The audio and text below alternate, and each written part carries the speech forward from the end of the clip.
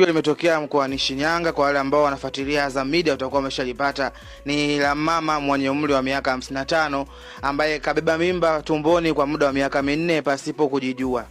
Story inaanza hivi. Huyu mama alikuwa akiumwa tumbo mara kwa mara na alikuwa anaenda katika hospitali hizi za sio hospitali, kwa waganga wa kienyeji. Alikuwa kila kienda anapewa dawa, maumivu yanapoa, mara anarudi tena. Ikawa ndo tabia yake. Sasa yale imemsumbua kwa muda mrefu. Alikuwa kila akikaa siku 3 tumbo inamuuma, anaenda kwa mganga. Sasa kumbe ilikuwa ni mimba ambayo imetungwa nje ya uzazi, yani nje ya mfuko wa uzazi. Muelewa? So amekaa nayo mimba kwa muda mrefu, ikaenda mwaka wa 3, mwaka wa 4, hatimaye yule daktari wake, mganga wake kienyeji akaja akafariki.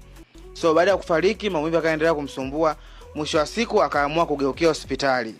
Na baada ya kwenda hospitali kufanywa vipimo, akaonekana ni mjamzito. Yeye mwenyewe akashtuka. Mjamzito kivipi? Yaani kabeba mimba kwa miaka 4. Na baada ya vipimo kufanyika, ikabainika kwamba amebeba mimba hiyo ya miaka 4 ambayo baada ya kujifungua sasa mtoto kupima uzito akakuta na kilo 1 na gramu 6. Umeelewa?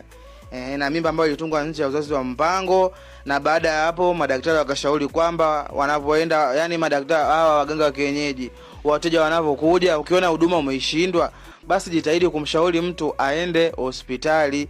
Ndio hii story nikaona niwaletee jamani. Wote wengi mkaa mnajua jamani, historia ni ya kweli ya huyu mama ambaye kaibeba mimba miaka 4. Ni ya kweli, alibeba mimba kwa miaka 4 pasipo kujua.